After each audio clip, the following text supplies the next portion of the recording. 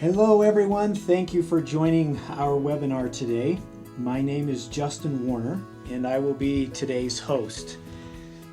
Our discussion today will be centered around the employee lifecycle surveys with a special focus on exit and onboarding surveys. I'm joined today by Dave Long, Vice President of Assessments, and Christian Nielson, Vice President of Consulting here at DecisionWise. Guys, I'm really glad I was able to get the big guns here, so thanks. Oh boy. Thanks for being with us. Our webinar today qualifies for 1 hour of both SHRM and HRCI General HR credits. Later this afternoon, we will email out the code to all of those who complete the webinar. For those of you who will be watching this webinar on demand and would like to receive the code following the completion of the webinar, please email us at info@decisionwise.com to receive those codes. So again, that email is info@decisionwise.com, and we will send out those codes to you. This webinar and all other webinars that DecisionWise has put out are available to watch on demand through our Bright Talk channel. Today, we will be using a slide deck, and we will not be sharing this slide deck following the webinar. However, you are welcome to refer to this webinar on demand as frequently as you would like. We also welcome your questions. And on the Bright Talk screen, you'll notice a chat feature, a question area. Please use that to ask any questions, and we will do our very best to answer those questions as we go throughout the webinar. Should we have time at the end, and if there are any lingering questions, we'll address those at the very end of our webinar. So guys, now that we've gotten all that out of the way, let's go ahead and get started with the onboarding and exit surveys, also called lifecycle surveys, as we discuss those. So Christian, why don't I kick this over to you, and maybe you just kind of talk through what we want to accomplish today, where we want to see this see us go. Yeah, and we're very excited to be here talking about this life cycle surveys today. One point of clarification, we initially designed or intended to talk about both onboarding and exit surveys in this presentation. We found out we had so much to say that we're going to break that into two different webinars. That said, so today's conversation will largely focus on onboarding. But I know if we have folks on the phone that specifically want to talk about exit, we're happy to field questions about that as well. And we want to dedicate one of these sessions to exit surveys specifically in the future. So just that point of clarification. Where we're headed today, we're going to talk about why life cycle surveys. Why do we want to measure employee perceptions around life cycle events? And also, what are life cycle events? We'll touch on that. We're going to talk about DecisionWise onboarding survey methodology, which is largely based around measuring the onboarding process as well as onboarding outcomes, and we'll talk about that. And then we'll wrap up the conversation talking about how to interpret your results and what do we do with it with the perceptions that we get back from these life cycle surveys.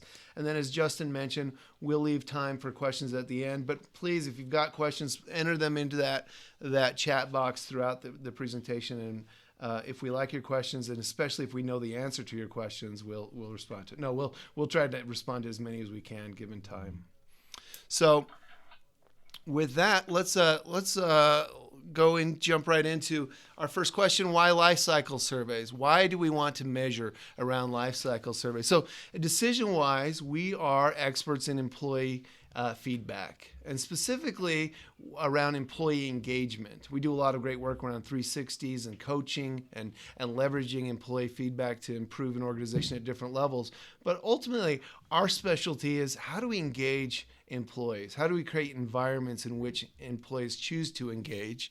And understanding life cycle events is a key component in creating an employee experience that's complete and invites employees to engage with your organizational experience. So when we talk about life cycle events, I think it's helpful for us to talk about what we call moments of truth.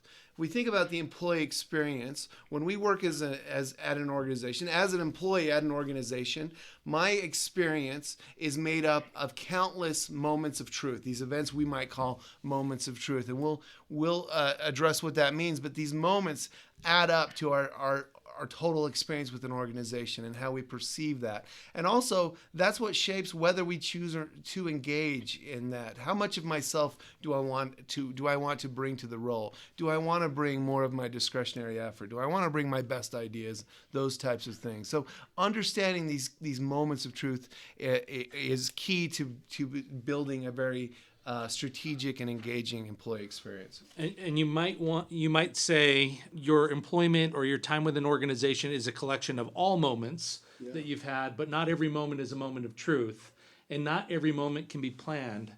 And so we kind of break up moments of truth into two different categories. One category we call Kairos moments. Kairos is a term from anthropology that is roughly translated from the Greek as the right moment. And how we might describe Kairos moments would be moments of truth that are inherently unpredictable. We don't know when they're going to happen, but we do know that they are going to happen. They are important moments in the life cycle of an employee with your organization that will largely help them determine, number one, do they even want to stay there? And number two, they're going to help determine whether or not they're going to engage in the organization. When you handle the moments of truth appropriately, then you really can build a better experience for your employees. Now, between the hire date and the exit date, we don't know when these are going to happen. It's kind of at random. As you can see, our timeline is a little mixed up there. And so what kinds of events would be considered Kairos moments? If there's a conflict in the workplace, or if there's a period where somebody has heavy workload, how does the organization respond and support that person? When somebody fails, or when there's a reduction in force that happens, how's the organization responding to that? We receive a customer complaint about one of our employees, and it goes on and on. If you have a lifestyle change, you're getting married or you're having a baby, these sorts of things, they're not really planned events, and they're not things that are on a set timeline. And so the way we deal with Kairos moments is making sure that our managers, our leadership, and our culture is geared to make sure that we handle these things appropriately. There are some of these things that you can write policies for as they come up.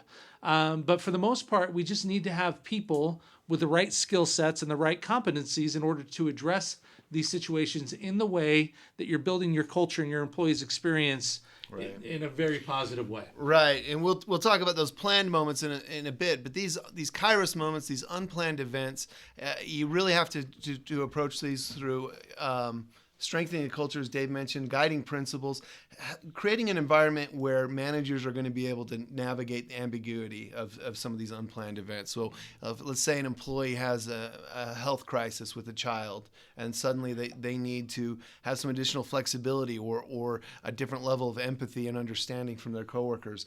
That's very hard to write into a policy and to legislate, but some of these things have to be shaped by the culture and influenced and celebrated in stories of success and things like that. A lot of this will be added up and captured in the sentiments that you might capture in an exit survey. But we're going to move forward and talk about another key area for understanding the employee experience and life cycle. We'll move from those unplanned to the planned moments. Now, the Greeks had two ways of talking about time: kairos, which were kind of the opportune moment, and then chronos, the sequential or chronological time. And that's what we're looking here. And this is what really ties into this conversation for planned life cycle events and life cycle surveys. So you can see that the timeline that we're providing on the Kairos moments is a little bit more linear than the Kairos moments. Yeah. And so we know, we can predict when these things are going to happen.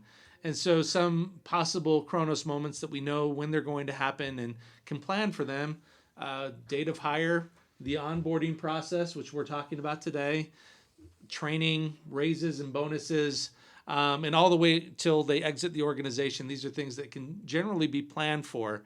And the nice thing about this is that when we have moments that we know, rites of passages that we know every employee passes through, then we can plan for them, and we can design a process and measure that process in terms of how closely are we following it and how effective was the process. We can do all those things with the Chronos moments that are a little bit harder to do with the Kairos moments, because the Kairos moments are by nature very unpredictable. Right. Guys, we get a lot of questions about, the employee experience is the buzzword, and what does that employee experience look like? Here at DecisionWise, we do a lot around employee engagement and the whole employee experience. Will you just take a second and talk about the employee experience and how these moments of truth really define that experience that the employees are having, and how that's different than engagement per se? Yeah, so there's a few ways to think about it. One is the experience we're creating is basically the invitation we're providing to employees. Everything we do, invitation for them to engage. We can't. I like to tell leadership teams we can't build employee engagement directly. All we can do is build the most compelling invitation possible for them to engage. And a big way we do that is in the experience we create. And so, and it gets even more complex, because we as HR leaders or executives or managers have influence over certain spheres. We don't control the whole picture. Every day, every employee comes to work and co-creates the experience of working at an organization. That said, we have a lot of influence over these Chronos and, to a certain extent, Kairos moments that we can create that compelling invitation to engage. There are more than these moments that go into the employee experience, but what we're doing is identifying leverage points. We know the first few weeks or months that an employee spends with an organization are very important to how that person is going to view their organization going forward. So there's really no excuse at this point, if you know you're going to be onboarding employees along the way, that you wouldn't have some onboarding process to bring them on, to get them up to speed so that they understand how to do their work, but also to get them bought into the organization. Yeah. We need to design our processes in order to do that, because inevitably we know we're going to be hiring people and onboarding them into the organization. And I think this slide that we have shown right now is a really great kind of illustration of and this isn't a complete list, and it differs a bit for different industries, different organizations, of course, but this is a nice general illustration to talk about. As an HR leader or a leader at any level in the organization, you can look at these planned events and say, what experience are we creating at each of these events, and is it the right experience?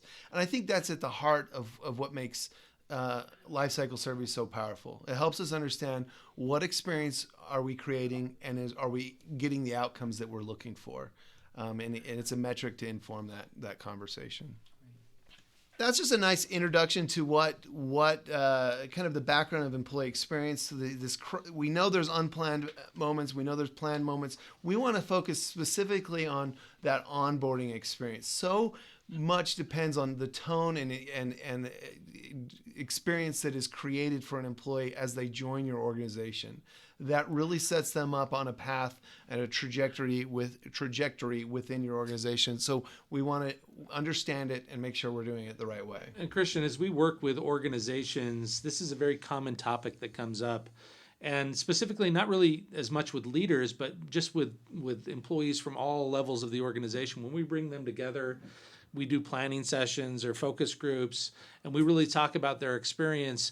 Those employees talk about the onboarding process, not just for themselves, and some of them have been there for 20 years, they can't even remember their onboarding experience, but for the coworkers that are coming and joining them. So we know this is a point of concern for a lot of employees out there, because as we work with organizations, we know the onboarding programs that the organizations we work with need some work in order to not only get people up to speed, but also get them excited about working for that organization.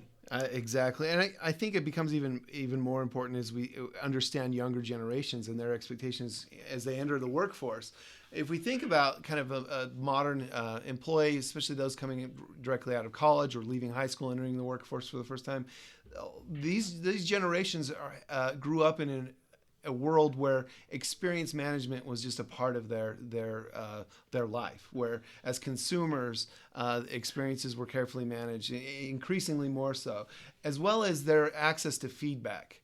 So if they don't like something, they can very quickly and very publicly let people know. For better or worse. For better or worse, they can say, "Hey, this is great," or quite the opposite. And so we, if you think through Yelp or just social media and just how quickly we can get our opinions out on an experience that we've had somewhere, it becomes even more important for us as employers, as people that are managing a workplace environment, to make sure that we're creating a deliberately strategic experience for these folks. And not to mention targeted sites like Glassdoor. Yeah, Glassdoor. Glassdoor is one of those places where they can give their feedback right away. Yes, definitely. So let's talk about some methodology for onboarding, and specifically, we're going to show you the approach that we've developed here. Now, I'll say this: our history is deep in employee engagement and 360 feedback, and throughout the years, we've done different versions of onboarding surveys, and we've done some really great ones. We've partnered with our clients, and we still do that. But a while ago, we stepped back and said, okay, if we're going to incorporate everything we know about employee engagement, driving that, everything we know from just the expertise of our consultants working with different organizations, and come up with our own take on how to appropriately do onboarding surveys, how would we approach that? And this is what we're talking about today, how we've refined that, and I think we've got an interesting take on this. We're trying to simplify our approach a little bit, and we're gonna communicate that here. Exactly. So with onboarding surveys, we're really concerned with two things. Number one, we're concerned with the process that we're taking. So from the minute that an employee walks through your door, or maybe even before that employee walks through your door, you have a process for dealing with that employee. Now, some of you have a very rigid process and like a checklist, or even a mapped out first 10, 15, 30 days, whatever it might be. Some of you will have a very strict process that you want people to follow, and others of you have a very loose process. Either way, you're onboarding people. And so you have a process, whether that's being followed or not, we don't know, but we do want to know, what are we doing in the process? So we want to make sure that if we do have a process, or if there are elements that you're trying to incorporate in the first few weeks that an employee is there, that those elements are being executed. So that's one of the things that we want to understand from our onboarding survey. Do we have a process that is being utilized right now? The second thing that we want to know is, how is it working? We have a process. Do we have the right outcomes from the process? So the way that we're going to look at our onboarding surveys is to say, let's measure, make sure that the process is being followed. And the second thing is, are we getting the outcomes that we want to get by following that process? So let's explore a little bit about this process. What are we doing for onboarding? Now, this is the part that we customize to the greatest extent for our. We'll show you the outcome piece in a moment, but for the process piece, that's going to be very unique for each organization. There'll be some common building blocks, and we've got questions we can draw from. But this is a portion that we would customize to make sure we've dialed in the process specifically for an organization. So the steps or stages that new employees are expected to experience during onboarding. Survey items should be answered with a yes or a no. We want to know, are these events happening? So one, we want to know what are the steps in your process, and then two, how consistently or how well are they being observed? And this is going to be useful information in the reporting stage. So perhaps some of your managers are great at implementing onboarding, following the process. Perhaps others aren't so great, and then we can ultimately look at, are we getting different outcomes from these different areas of the business? Survey items should be answered yes or no. Our approach actually gives us three possible outcomes. Yes, this event is happening formally. Let's say, for example, my manager met with me to talk about my growth goals. If that was an onboarding element in your process, that could happen formally. It could also happen informally, and that's useful information. And then we have no, that did not happen. And so our survey around process, that's the scale we use for this portion of the survey. I'd like to just add here, as we've worked with organizations in defining their process, some of them have a very small process, some of them have a much larger process. Either way, this is a really good time for you to sort of, in the design of the survey, you can kind of define what you want your process to be.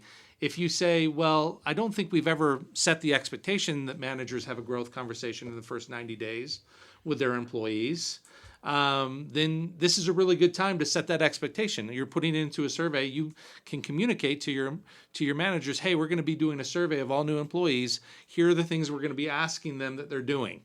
And so as a manager, you want to make sure that you hit all of these points. So it's a really good time to set the expectation of what you want to happen in your onboarding process. Yeah. Guys, this might be a silly question, but with the process, is it important that the process is the same across the organization? Or is it okay if one manager does it different than another manager? Well, I think it can vary across the organization, but it should vary by design and not vary just because one manager opts out of something. For example, if you have an organization that has a large manufacturing population, that onboarding process might be different than, let's say, the back office onboarding approach. Mm-hmm. But a manager within manufacturing should hold at least, we don't want to take out the manager's style and authenticity completely, but they should adhere to the process as closely as possible to create some consistency of experience for those employees. And I would add to that sure, there are different jobs. And so yeah, the training for different jobs will be different inherently. However, the process of normalizing somebody or assimilating somebody into the organization to where they can, at the end of this process, say, hey, I really fit in here. I'm really comfortable in this culture. That should be pretty similar, pretty consistent across the organization. If not, the ones that are having a really good experience, or let's put it this way, the ones that are having a really bad onboarding experience, we'll see the ones across the way that are having a really good onboarding experience, and they say, why don't you care enough about me to give me that same experience? So yeah, sure, the job training, things like that can differ, but there's some milestones that I think everybody wants to hit. Great. Now, Dave, you talked about, for those who don't necessarily have a structured process, right, that this could be a way to get that structure going. If somebody's trying to get that going right now, would you say get a structure in place and wait to start surveying, or is it something that can happen immediately? We can do them both together. I think you can inform the design by, let's say we haven't done anything yet deliberately around onboarding. We can create a survey that's broad enough that can say, well, let's understand what's working where, and say, okay, and we see some positive outcomes in this part of our business. We see that also the data will tell us, for example, these managers are having those growth conversations. That tells you, great, I'm going to make that part of my formal process. You can do a little bit of kind of use this as a pre-work to inform the design. If you have a process that you're already completely comfortable with right now, then there's not really a reason to keep following up on it. In fact, this survey process is helping us dial in your onboarding process, right? So we want to start somewhere. And I'd say we start wherever you are. There are some things that you would expect that just generally everybody would expect. Everybody would have this experience as part of their onboarding. Just put that in there. Like, just to be able to sit down with your manager and talk, it doesn't matter what you're talking about. Is that happening? Well, we would expect that would happen in just about every onboarding experience. So put that in there. Make sure that that's part of the initial design, even if it's really loose. So just giving you a kind of a preview. Now, this is not a complete survey, but this is just a sense, and I hope this is showing up large enough on your screens. I'll single out a couple of the items here. This is what this portion of the survey looks like for us at DecisionWise. Now, we don't have an elephant on every survey. This is our sample company, where we're providing just kind of a preview of what this might look like. But here's an actual survey an employee would receive, and our recommendation is that they'd receive this at 90 days within your organization. Now, our setup is a portal that HR has. You just enter their name and a few demographics as well as their start date, and the system automatically sends them a survey 90 days out. Now, we can tailor that date, and all that's customizable, but that's how it's initiated. This is what they would actually see, some version of this. The process piece would be a little bit longer. But for example, you see, I was given a list of names and contact information of important people within my company.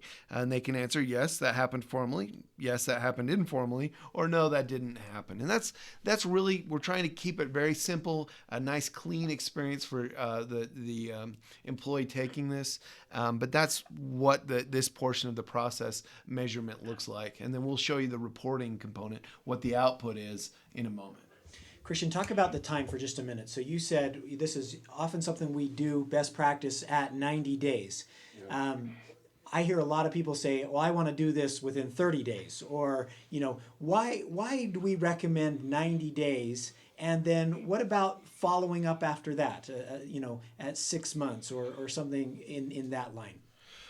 So it's a really great question. There are, of course, exceptions. For example, if I had a client come to me and say, we're losing people at 45 days, then we say, okay, well, let's design a different system. But for most organizations, this 90 days is a real nice sweet spot for they've been there long enough. It's fair for them to place the expectation that a manager would have checked most of those milestones for the onboarding experience. Most of those things should have happened at 90 days, as well as they've been there long enough to start to form some opinions.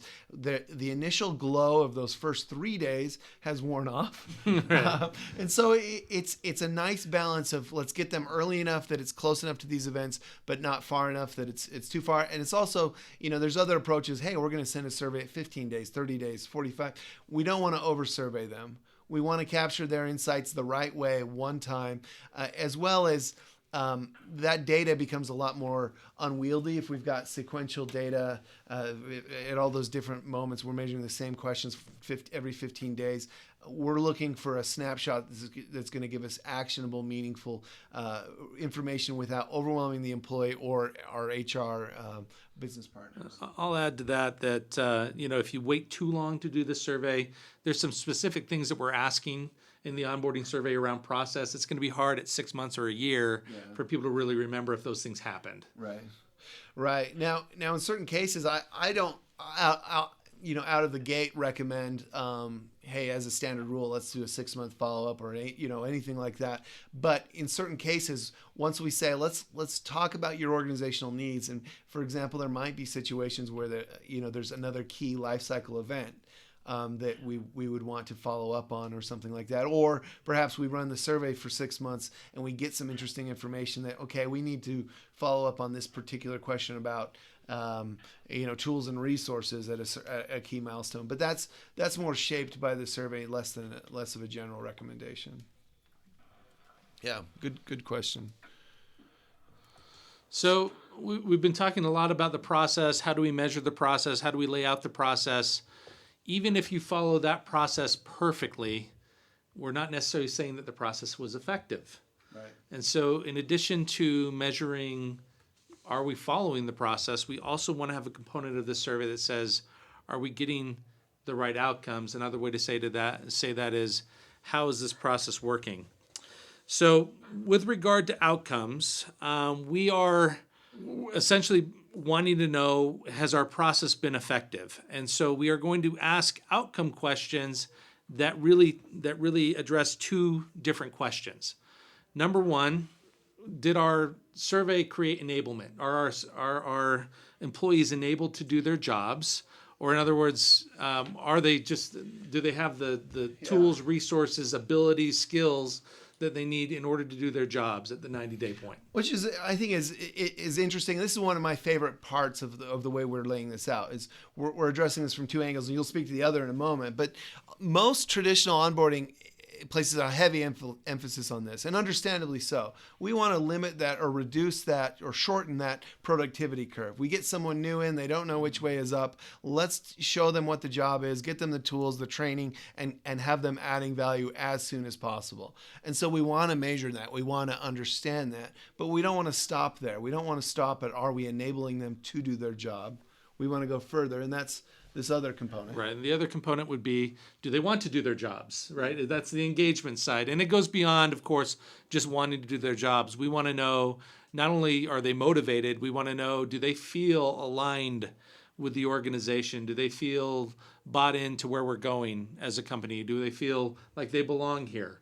Do they feel connected to the organization? Do they have a certain amount of understanding of the purpose of their work, right, and how their work is tying to the goals and the success of the organization? So an effective onboarding program should bring an employee in, help them get up to speed, equip them to do their job to where they can say, I can do this job now, as well as that invitation I was mentioning before. We should create an experience that helps them feel Like, yes, I want to bring more of my best self to this work. I am excited to bring more of my ideas, my energy, and to do this to a great extent. And that's where that engagement piece is part of this. So a complete strategy would address both of those. Talking about engagement, Christian, how important is the onboarding process, these outcomes that we're talking about, in the overall engagement of an employee? Like, it seems like if they get off on the right foot, that their levels of engagement will be much higher down the road because they've had a consistent experience. Yeah. They understand the expectation. There's not misalignment with those expectations. Maybe talk about that a little bit.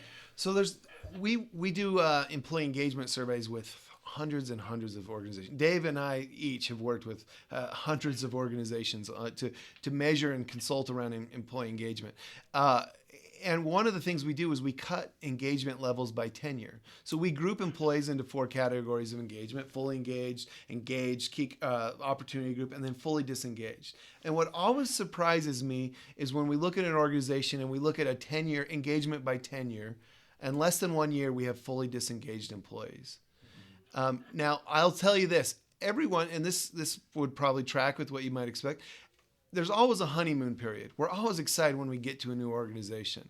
What we want to do is lean into that and use that positive energy and sustain it as long as possible. We don't want it to be like, when we cut it by tenure, we see disengagement even under a year, and then that continues to grow. We want to start out as strong as possible and keep that positive energy going. And it doesn't happen just by accident. We see a number of organizations where even within a year of the organization, or less than a year, people have chosen to disengage from the organization. Yeah, and I would say don't mistake that energy that you get from new employees that first couple of weeks or month that they're there. They have energy, they have excitement for being there.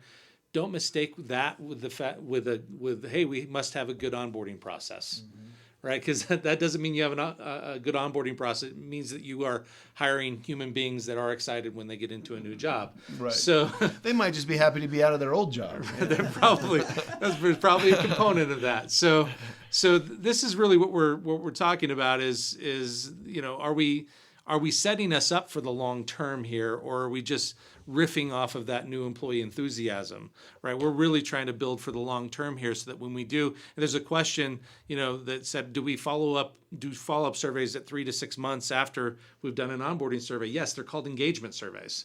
So they do get surveyed again, and they're in the engagement survey, and some of the same questions that we're asking in the onboarding survey, we're asking again of those same. That's a really great right. point. So we can sort that engagement survey by tenure, so we can know people who've been here for a year, how are they doing now after we've seen them in the onboarding process.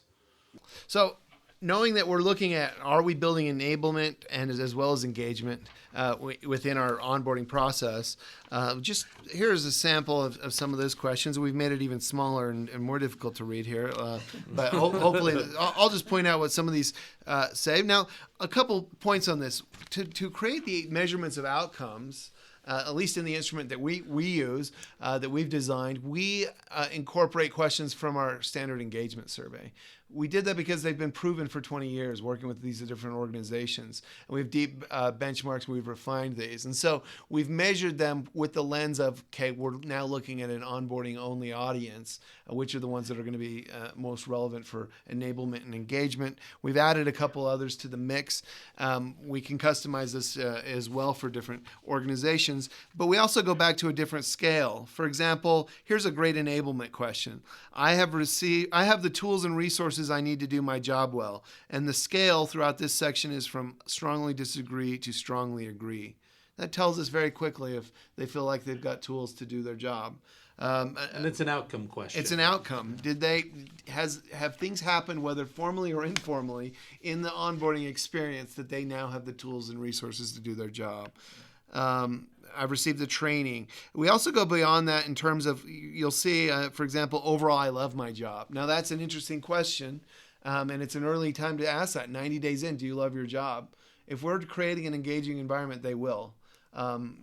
If we're creating the right experiences in those first 90 days, they will answer agree or strongly agree to that statement. Love my job seems like a high standard, and we put it as a high standard for a reason. We want people as a result of the work they're doing and our onboarding process to really feel like, hey, I fit in here. I love doing this work. Now, this is just kind of a sample of some of those questions. We'd have others in there that would tie into, are we creating experiences for employees to find those elements that we see driving engagement, meaning, autonomy, growth, impact, and connection to an appropriate degree within their 90 days, these things that we see our research has indicated lead to engagement. But you get a feel for kind of just that user experience with what we're seeing here. You'll also notice that we do include open-ended questions. Here we've got to, what has helped you the most during your first 90 days with your organization? If you're trying to refine a process, it's great to get this data in their own words. What are the elements that were most helpful in your first 90 days? What would have made your first 90 days even better? And so we want to capture that qualitative data as well. So one question just came in. It looks like, how are these surveys different from standard employee exit interviews? So one, we're talking specifically about onboarding. But we can speak to the exit piece too, because we've got a really great product there, and we're big believers in the power of exit surveys. One of the ways that those are different than interviews are we can drive more consistency and have more quantitative data to use. And we take out some of the human variability.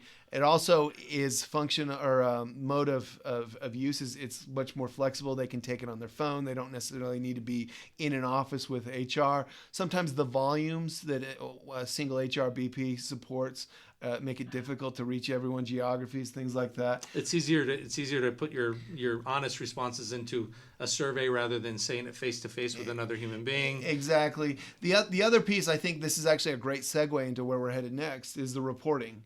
All of the survey data goes into a very powerful survey exploration or data exploration tool. And it makes it much more usable than having to type notes into a spreadsheet and try to sum those up and really get insights from that. Exactly. And we have some clients that they incorporate both. They want that human touch point. Mm-hmm. And for example, we have some clients that say, hey, let's have our interview, and then we've set up a portal for them so they can initiate a survey on an iPad, and they part of the interview they give them the iPad to take the survey right there, or things like that. So there's a variety of approaches. Exit interviews can yield very rich discussions, and so I wouldn't necessarily, if you enjoy doing exit interviews, if that's a part of your process, I wouldn't necessarily say stop doing that. I would just say add this component so you can quantify a little more, the experience of those people leaving the organization. Exactly. Great question. Let's look at how we interpret the results, and we don't have we've included a few screenshots from our reporting tool just to kind of paint a picture. But some of you, some of the folks we noticed registered for the organization work with us for engagement surveys, and so you're aware of the online reporting tool that we've created. Well, we've got something similar here. Everything we've got we can look at by underlying demographics. We can cut things by date, so we can see how is your the efficacy of your onboarding program evolving over time, and we'll look at that. What you're seeing here is just a screenshot of our reporting tool, and we have the process data on the left. You'll see that from the dark green would show things that happen formally, light green informally, and red not happening at all. We see the outcomes on the right. And this is a summary view, so this is kind of current state of the culmination. You can also filter this by date. Show me just the data from October. Show me just the data from October to December, a range and things like that. We can by different groups in the organization, different demographics. Depending how you set it up, you can say, I just want to see how we're onboarding managers or gender. We any of those demographics you're comfortable with, and the employee themselves wouldn't enter that. HR would, as they initiate these things, add that. So it's provide that to still us. And it's important that I note that we're looking at these two things in the summary page. We're looking at them side by side. So on the left, we have a process. Has it been effectively implemented? Are people running the process? Are they doing it formally? Are they doing it informally? And on the right, we're looking at right next to each other. Is the process getting us the outcomes that we're looking for? Right. So we're looking at process and outcomes together, so we understand, okay, we're following a process and the outcomes are or are not leading to what we need. Yep. We can go further, and there's several cuts. We're just going to highlight a couple that we think are interesting for just an introduction to this. Let's look at the survey process. The process results in isolation. Right here, what we're looking at is a time sequence, so you can see how things varied. So, for example, my manager set aside time to spend with me. Did that happen in the first 90 days? What we're showing here, the chart shows that we have a stronger score in November. The cohort we brought in, within that time frame that would have been surveyed 90 days in November, were a lot more favorable on that formally happening in November. And so you can track, and this data is takes a little bit to get used to just the chart, but it tells us, are we heading in the right direction? Are we getting more of our managers or more of the teams observing our process as it's designed? And if that's something that is important to you, and if it's something that you say, we want this to happen formally, with every new hire, then we can see we're not doing very well, right? Even at our very best, we were only at 50% people having a formal sit down with their manager in the first 90 days. Now, this is obviously dummy data. I would hope that most of you would not see that, but you can see we did a little bit better in November, but we've gotten steadily worse to the point where we're only at about 19% of people now that are having a formal sit down with their manager in the first 90 days. And especially for large organizations, this becomes very powerful.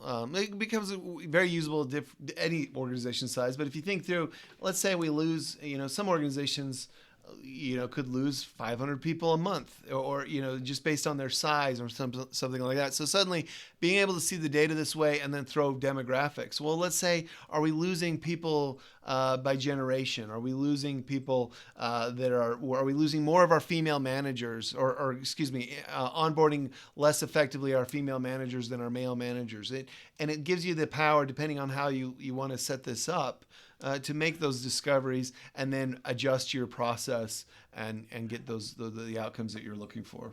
Right. Guys, as organizations look to expand the employee experience, organizations mature, right? They go through different levels of maturity. And one of those levels that we try to help people get from is we want to shift some of these responsibilities from HR to overall management, right? And we want to see managers get more involved in these processes. Can you talk about that just a little bit? I know we don't have anything on our maturity model, but how can this data help HR professionals get management more involved in this onboarding process and really understand the power of people and using people analytics to help drive business decisions? One of the key things that we're looking at whenever we're transferring ownership from an HR team or from a top leadership team to the rest of the management structure in the organization is setting expectations and holding people accountable to those expectations. So by creating this survey, we're setting an expectation of what the onboarding process is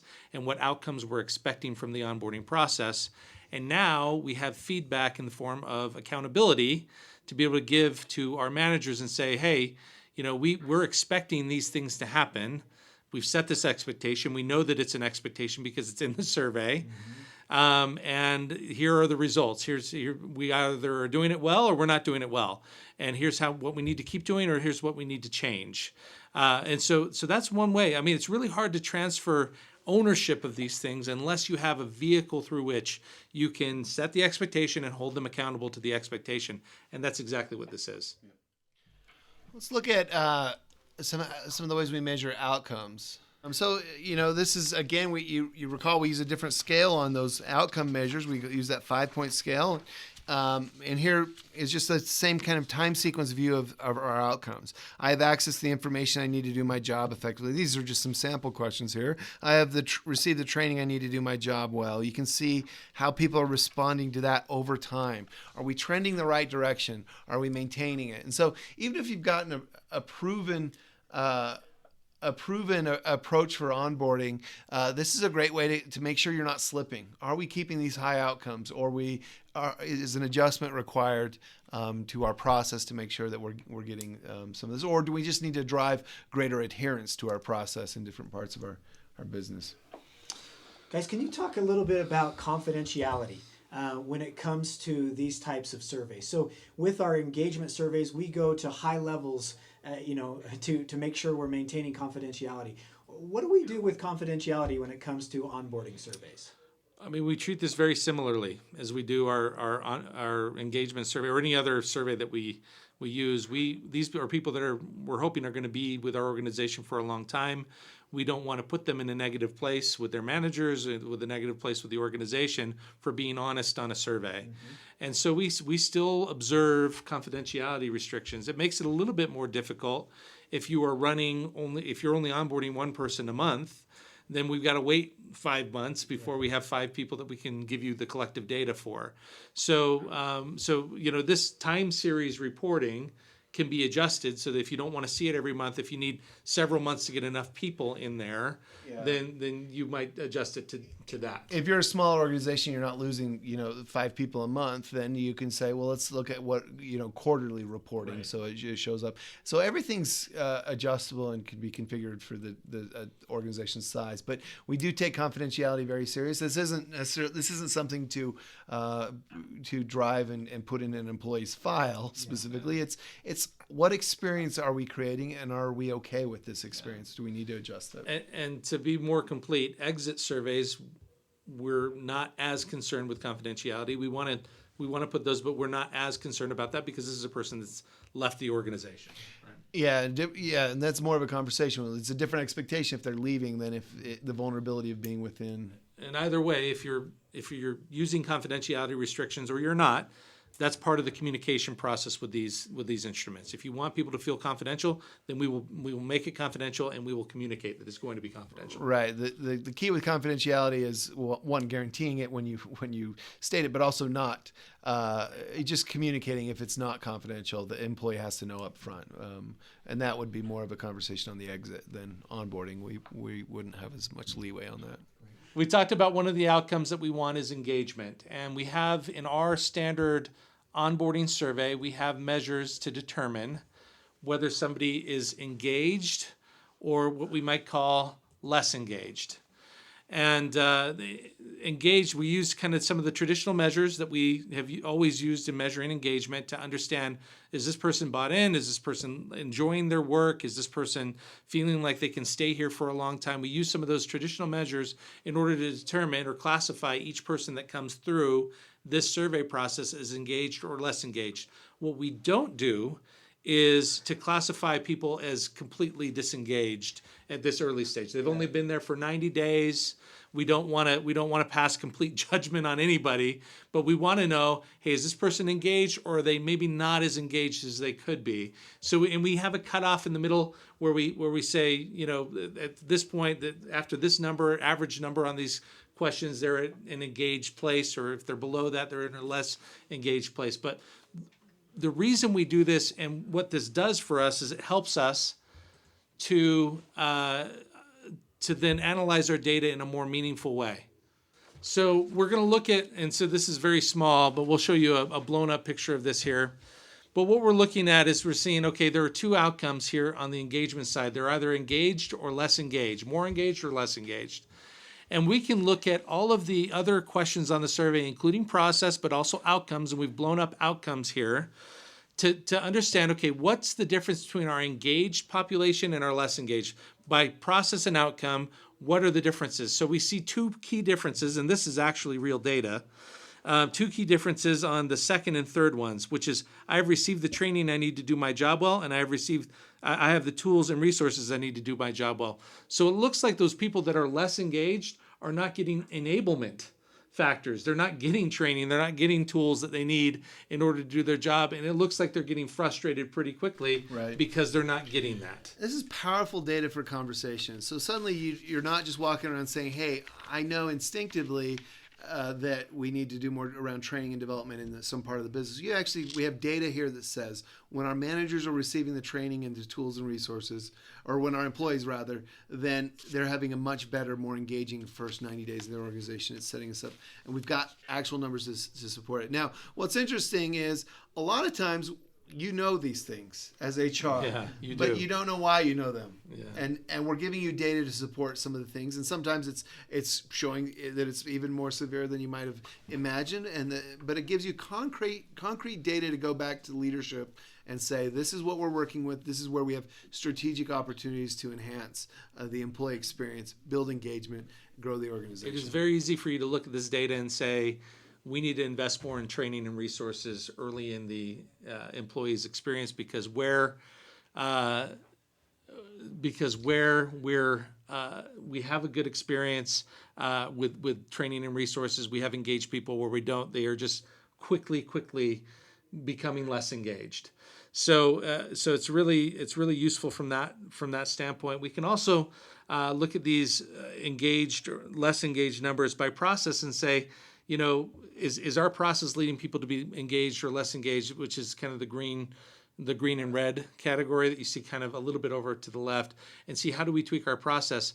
If our process is not leading people to be engaged, then we know we need to change the process. And so that might mean that at some point, a year into kind of collecting this feedback, you might reevaluate your survey based on this data, based on this feedback, and say, we need to rework our process. We need to put new elements into the survey to understand, okay, so like, if we haven't done enough in the process around training, we need to add process points on training to our survey, start measuring, making sure that's happening in order to get the outcomes that we really want. We've covered a lot of ground. We've given you a preview and some detail of the DecisionWise methodology around onboarding surveys rather, and how to measure both process as well as outcomes, including enablement and engagement. We've shown you the reporting tool.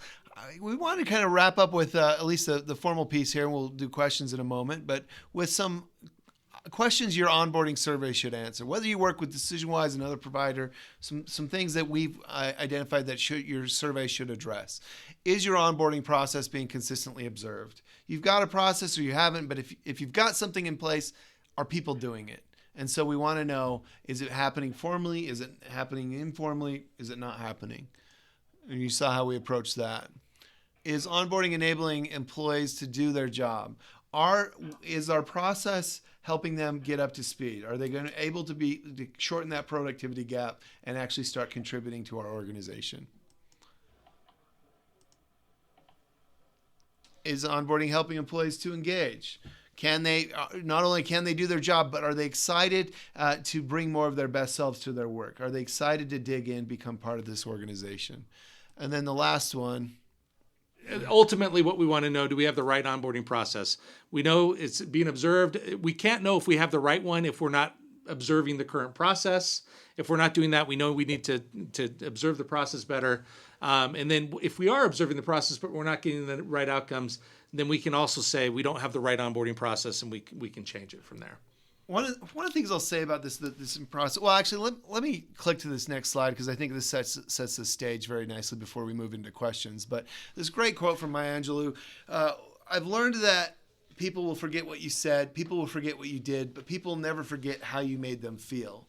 Whether we're doing it intentionally or not, we are shaping the way people feel about our organization and the way we onboard them, and throughout these life cycle events. We see the most progressive organizations actively stepping in to understand, measure, and improve these key moments so that they are deliberately creating an experience that is strategic for them, better for the organization, better for the employees. And that's really what we're trying to do here with onboarding and these life cycle surveys. And I think we've covered a lot of ground. Maybe we'll pause here for some questions. Actually, I have a question that I want to follow up on with managers again. So that transfer from the HR teams to the managers. We know that engaged managers are more likely to have engaged employees. Right. We've got statistics around that. What best practices could we give or ideas could we give to our folks on the line with us about how can they help their managers make this become an integral part of what they do on a day-to-day, and that they can really see the impact that they make as a manager? Any initial thoughts on that? Well, it goes back to that. There's that simple saying: we manage what we measure. If a manager isn't aware that they have such an impact on these onboarding experiences or any of these life cycle services, then they're not likely to take ownership and actively drive it. So having some metrics and having the conversation and being able to point very clearly, and because of this, we're getting this outcome. That's the start. Awareness, then we move to action and accountability. But just getting that awareness piece is the starting of that conversation. Well, guys, we do have a couple of questions that have come in that we haven't been able to address while we were talking. Some of them just to go back, might have missed the beginning part. Talk about the timeline in administering the onboarding survey.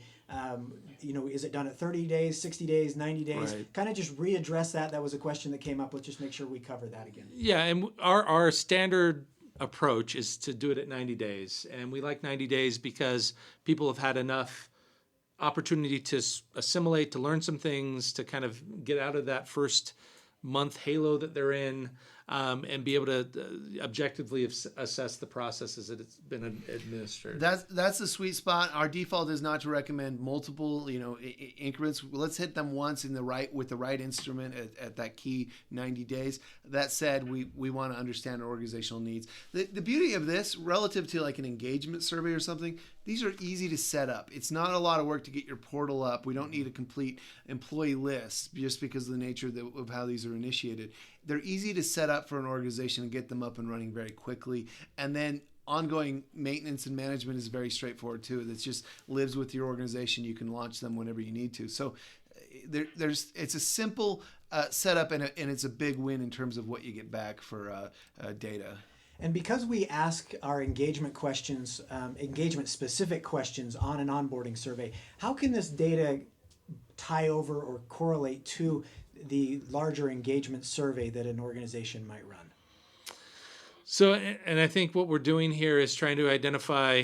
So, an engagement survey happens at one point in time, and so you do have people that have been there for 90 days when you run the engagement survey, but this is giving us data from everybody in the organization at their 90-day mark, so it can help us to understand, where they are at that point. Now, there's other surveys we can run at the 1 year mark or 2 year. We call stay surveys or we call re-onboarding surveys, things like that we can run at different times. But it can help us. It can help us by just understanding what that experience has been like in the first 90 days, and it's only the first 90 days, and we can run it accordingly. Additionally, we continue to track tenure bands and engagement surveys, so we can see these folks that you onboarded, how are they progressing throughout the years in your organization. That's true. This key group that we know we've created this onboarding experience, where are they 5 years out? And so it adds to just our understanding of the journey we're creating for employees. That's great. Well, gentlemen, thank you so much for being